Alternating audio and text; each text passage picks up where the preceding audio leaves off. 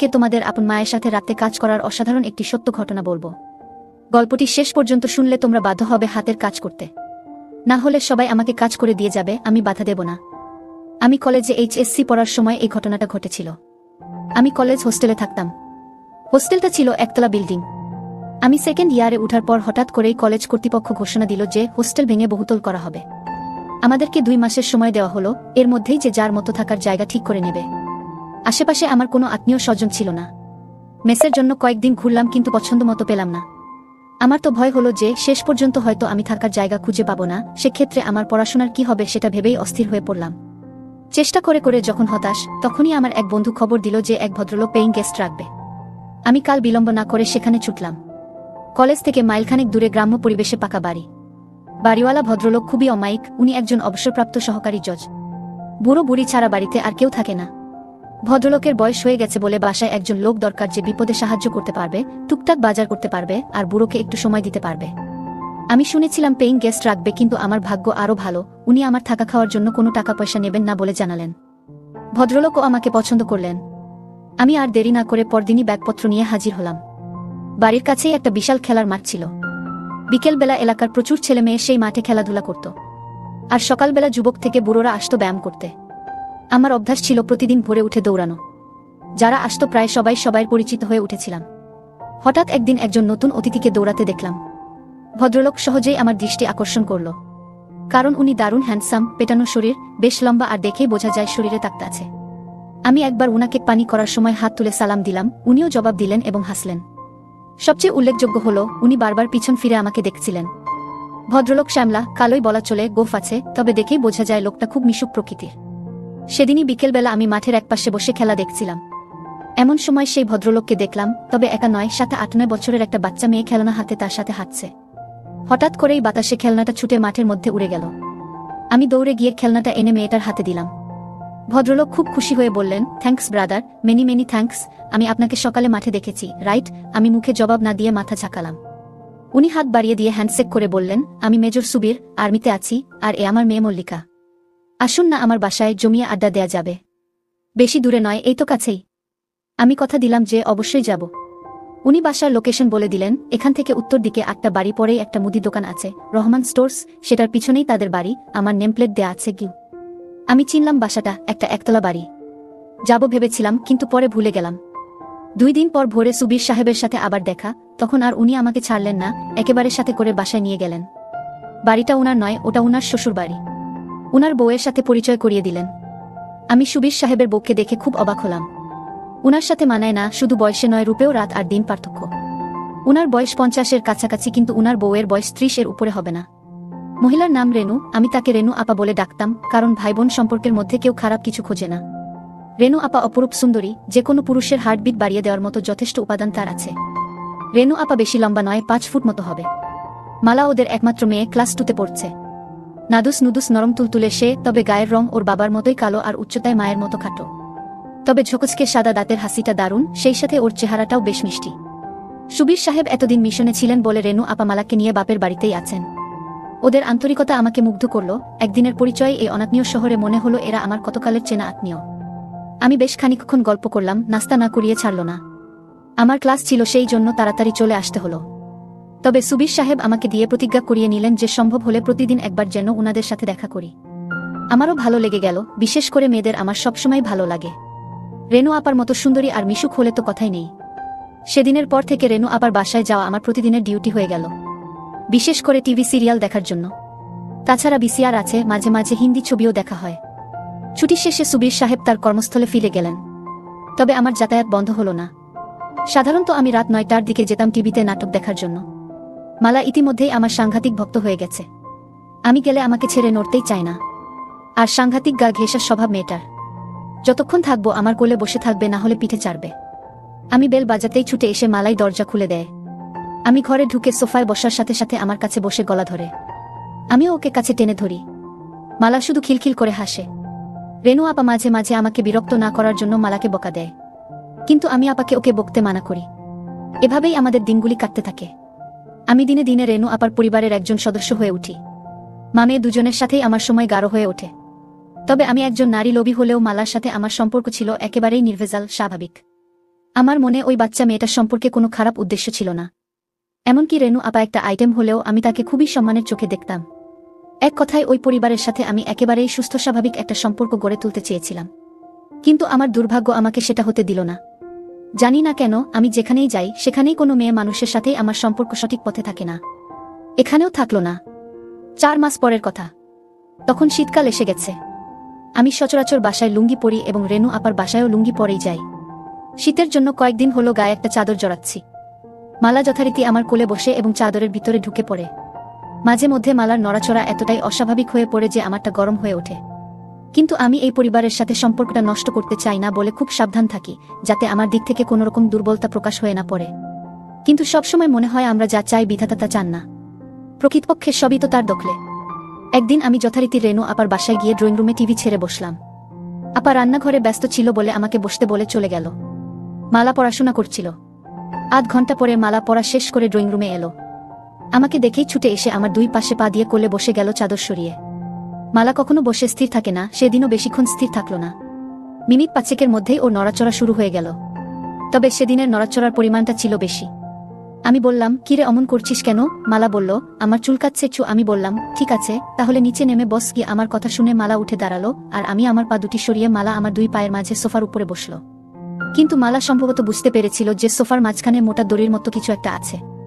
আমি ওটাকে থামানোর যথাসাধ্য চেষ্টা করলাম, কিন্তু পারলাম না। ওর কানের কাছে ফিসফিস করে ধমকে উঠলাম, এই মালা, কি হচ্ছে এসব? ছাড় বলছি। কি? মালা তখন বলল, ছাড়বো না। তুমি শক্ত বানালে কেন? ছাড়বো না। কি করবে? আমি এবারে অন্য পথ চেষ্টা করলাম। বললাম, আপা দেখলে কিন্তু জবাই করে ফেলবে। মালা হেসে বলল, মাম্মি রান্নাঘরে তোমার জন্য পোলাও মাংস রাখছে, এদিকে আসবে না? গিয়ে আমি বললাম, তবুও এসব ভালো না লক্ষ্মী মাম্মি, ছাড়ো। মালা আরো জোরে ধরে বলল, না ছাড়বো না, আমার ধরে থাকতে ভালো লাগতেছে। আমার ধৈর্যের বাঁধ ভেঙে গেল, মাথার মধ্যে গোলমাল হয়ে গেল, আমার হিতাহিত গান লোপ পেয়ে গেল। আমি স্থানকালপাত্র সব ভুলে গেলাম। আমি ফিসফিস করে বললাম, দেখ তুই যদি আমারটা না ছাড়িস আমি কিন্তু তোরটা ধরবো। 1 সেকেন্ডও দেরি না করে মালা আমার চোখে চোখ রেখে হাসতে হাসতে বলে দিল, ধরো না, ধরো। আমি কি মানা করেছি নাকি? একেবারেই বাচ্চা একটা মেয়ে, যার কিনা সন্ধিক্ষণে পৌঁছানো এখনো অনেক বাকি, তার এরকম কাজ দেখে আমার টাস্কি লেগে গেল। একটু পর রেনু আপা এলো। আমি ভয় পেয়ে হাত সরিয়ে নিলেও মালা ছাড়ল না। যেহেতু আমাদের পুরো শরীর চাদরে ঢাকা ছিল, আপা কিছুই বুঝতে পারল না। আপা আমার জন্য গরম গরম খাবার তৈরি করে এনেছিল। আমার সামনে টি টেবিলে সেগুলি রাখতে লাগলো। নিচুতে টেবিলে খাবার রাখার জন্য আপাকে আমার সামনে অনেকখানি নুয়ে পড়তে হচ্ছিল। ওই দৃশ্য চোখে পড়ার সাথে সাথে আমার কেমন যেন অনুভূতি হলো। আমার চোখ সরাতে চেষ্টা করলাম, কিন্তু আমার অবাধ্য চোখ বারবার ঘুরে ফিরে চুম্বকের মতো ওদিকেই আটকে যাচ্ছিল। ভয় হচ্ছিল, বাই চান্স আপা যদি বুঝতে পারে তাহলে হয়তো ভীষণ রাগ করবে আর আমি অনেক কিছু থেকে বঞ্চিত হব। কিন্তু সৌভাগ্যক্রমে সেসব কিছু হলো না। আমি মালাকে নামিয়ে পাশে বসিয়ে দিলাম আর আপার আনা খাবার খেতে শুরু করলাম। শুক্রবার আমাদের কলেজ বন্ধ থাকে। প্রতি শুক্রবারেই সকালে আমি রেনু আপার বাসায় যাই টিভিতে প্রোগ্রাম দেখার জন্য। সেদিনও ছিল শুক্রবার। আপা আমার জন্য চা করে নিয়ে এলো। আমি সোফায় বসা, আপা হামা দিয়ে টেবিলে চা রাখল। সেদিন আপা সালোয়ার কামিজ পরেছিল। যখন আপা চায়ের কাপ রাখতে গেল তা দেখে আমার হার্টবিট বেড়ে গেল। আমি চা খেয়ে টিভি দেখতে লাগলাম। একটা সুন্দর ছবি হচ্ছিল। 11টার দিকে আপা নিজের কাপড় চোপড় নিয়ে ঘর থেকে বেরিয়ে গেল, সম্ভবত গোসল করার জন্য গেল। আমার গায়ে চাদর ছিল না, এজন্য মালা এতক্ষণ বিশেষ সুবিধা করতে পারছিল না। এবার মালা তার কাজ শুরু করে দিল। আমার কৌতূহল চেপে রাখতে না পেরে আমি জানতে চাইলাম, ও এসব কোথা থেকে শিখেছে। মালা প্রথমে আমাকে কসম খাইয়ে নিল যে আমি কাউকে এটা বলবো না। পরে বলল, টিভিতে দেখে শিখেছে। আমি বললাম, মানে? মালা বলল, বাবা ছুটিতে আসার সময় ভিডিও ক্যাসেট নিয়ে আসে। অনেক রাতে ওরা যখন মনে করে আমি ঘুমায় গেছি তখন সেই ভিডিও দেখে, কিন্তু আসলে তো আমি ঘুমাই না। চুরি করে দেখি কেমন করে এসব কাজ করতে হয়। রেনু আপা চলে আসাতে আমরা চুপ মেরে গেলাম। মালা উঠে বাইরে চলে গেল। আমি টিভিতে মনোযোগ দিলাম। আমি যেখানে বসেছিলাম সেখান থেকে রেনু আপার ড্রেসিং টেবিল আড়ালে হলেও ড্রেসিং টেবিলের সামনে কেউ দাঁড়ালে সরাসরি তাকে দেখা না গেলেও আয়নার মধ্যে তাকে পরিষ্কার দেখা যায়। আমিও দেখতে পাচ্ছিলাম। চাইছিলাম ওদিকে তাকাবো না, কিন্তু অবাধ্য চোখ বারবার ঘুরে ঘুরে ওদিকে চলে যাচ্ছিল। আপা টেবিলের উপরে পা তুলে দিয়ে লোশন মাখল। হঠাৎ আমার বুকটা এমনভাবে ধরফর করতে লাগলো যে মনে হলো হৃৎপিণ্ডটা না বাইরে বের হয়ে যায়। কারণ রেনু আপা তার সব হঠাৎ করে আমার মাথার মধ্যে বিজলি খেলে গেল। মালার বলা কথাগুলো মনে পড়ে গেল। আমি রেনু আপার কার্যকলাপের মধ্যে পরিষ্কারভাবে অন্য কিছুর স্বাদ পেলাম, আর তার টার্গেট আর কেউ নয় আমি। মুখে ভাই ডাকলেও তার আসল উদ্দেশ্য অন্য। মালার কথায় বুঝতে পেরেছি যে কোনো কারণেই হোক সুবীর বাবু কাজ করতে অক্ষম। সেক্ষেত্রে আপার কাতর হওয়াটাই স্বাভাবিক। কিন্তু মালার সাথে আমি যেভাবে আটকে গেছি তাতে মেয়ে দুজনকেই। না না, সেটা সম্ভব নয়। এটা আমি পারবো না। সিদ্ধান্ত নিলাম, হয় মালা না হয় আপা থেকে আমাকে দূরে থাকতে হবে।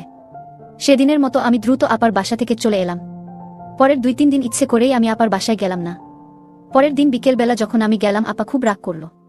আমি অজুহাত দেখালাম যে সামনে পরীক্ষা, সেজন্য আসিনি, আর তাছাড়া আমার বাড়িওয়ালা আর তার বউ একটা নিমন্ত্রণ খেতে গেছে 3-4 দিনের জন্য, তাই বাড়ি ছেড়ে আসতে পারিনি। আমি সেদিনও তারা দেখালাম যে আমি বাড়িতে একা আছি, তাই বেশিক্ষণ থাকা যাবে না, চুরি টুরি হতে পারে, আমাকে তাড়াতাড়ি ফিরতে হবে। আপা সব অক্টে বিশ্বাস করল। আসলে বাড়িওয়ালা সেদিনের জন্য দাওয়াত খেতে গেছিল। আমি এদিকে মালার সান্নিধ্য মনে প্রাণে চাইছিলাম। আর তাছাড়া এ কয়দিন মালাকে নিয়ে হাত দিয়ে কাজ চালিয়েছি। চোখের দেখা দেখিনি, তাই এটাই সবচেয়ে বড় সুযোগ, বাড়িতে আমি একা। মালাকে সাথে নিয়ে যাওয়ার কথা বলতেই আপা রাজি হয়ে গেল। মালাও বোধ হয় এটাই চাইছিল, সেও খুশি মনে আমার সাথে চলে এলো। বাড়িওয়ালা দাওয়াত খেতে গেছে, আসবে সেই গভীর রাতে। আমি মালাকে ঘরে নিয়ে দরজা বন্ধ করে দিলাম। আগেই মালার জন্য কিছু চকলেট এনে রেখেছিলাম, সেগুলি ওকে দিয়ে আমি শুয়ে পড়লাম। মালা আমার উপর মাথা রেখে চকলেট খেতে লাগলো। মালা বলল, এই চকলেট মিষ্টি না, দেখি আমার আসল চকলেট খাই। সকল কাজটাজ সেরে আমি খুশি মনে মালাকে বাসার গেট পর্যন্ত এগিয়ে দিলাম। যাওয়ার পথে মালাকে বললাম যে আমি পরীক্ষার পড়া নিয়ে কয়েকদিন ব্যস্ত থাকবো, তাই ওদের বাসায় যেতে পারবো না। আমার মাথায় আরেক ফোন দিয়ে এলো, তাই মালাকে বললাম, যদি পারিস তুই নিজেই সকালে চলে আসিস। সত্যি আমি 3-4 দিন না যাওয়াতে এক ভোরে মালা এসে হাজির। আমি ওকে নিয়ে বাড়ির পিছনের সবজি খেতে গিয়ে বসলাম।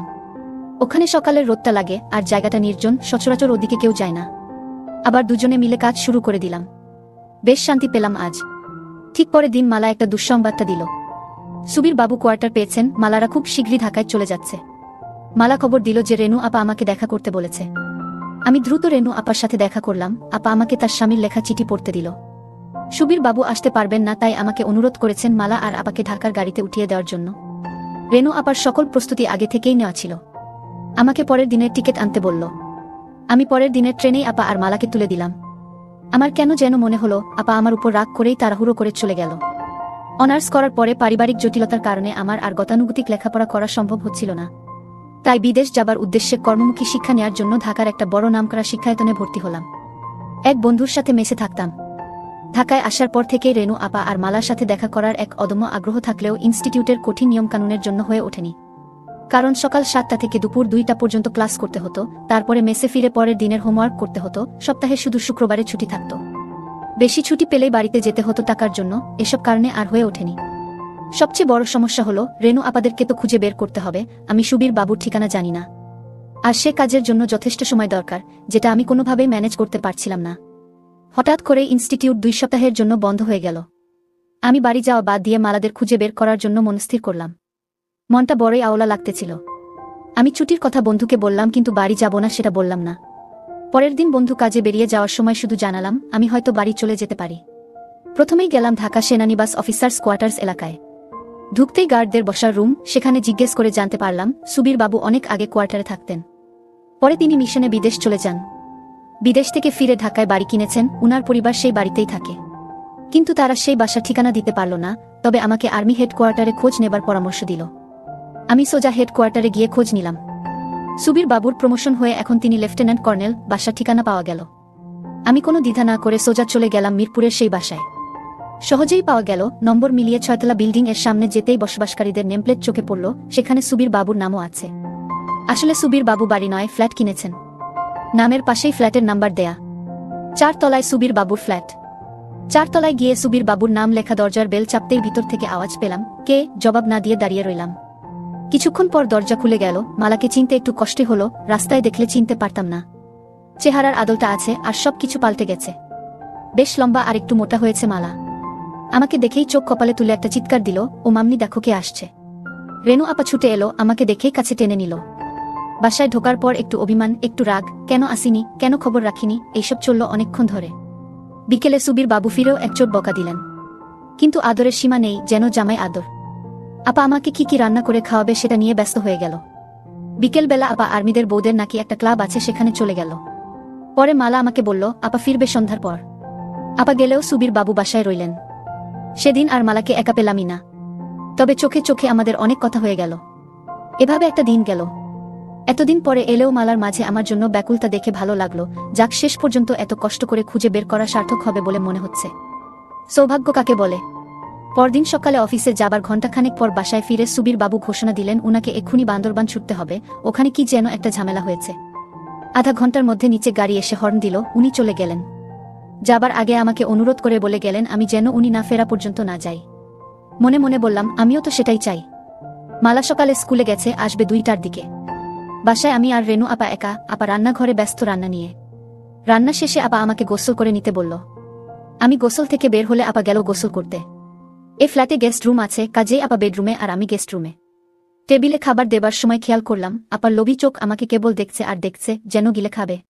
খাওয়া শেষ করে আপা আমাকে বলল, তোর সাথে আমার কিছু কথা আছে। আমি ব্যস্ততার ভান করে বললাম, আপা আছি তো, বেশ কিছুদিন পরে শুনব। আমি বুঝতে পেরেছিলাম আপা আমাকে কি বলতে চায়। আপা বলল, আচ্ছা ঠিক আছে, তুই রেস্ট নে, আমি একটু বেরুবো, একটু পরেই মালা চলে আসবে। আমি গেস্ট রুমে ফিরে এলাম। আপা সেজেগুজে যাওয়ার সময় আমার সাথে দেখা করে দরজা লাগাতে বলল। আপাকে কেমন যেন বিষণ্ণ লাগছিল। 2টার পরই কলিং বেল বাজলো। দরজা খুলে দিতেই মালার হাসি মুখ দেখতে পেলাম, খুশিতে চমকাচ্ছে। ঘরে ঢুকেই বলল, বাবা আসেনি, ওর বাবার বান্দরবান যাওয়ার কথা ওকে জানালাম। শুনে আরো বেশি খুশি হলো, আমাকে নিয়ে নাচতে লাগলো আর গান গাইতে লাগলো। মালা বেশ লম্বা হয়েছে। মনে হলো মাঝের এই 6টি বছর মালার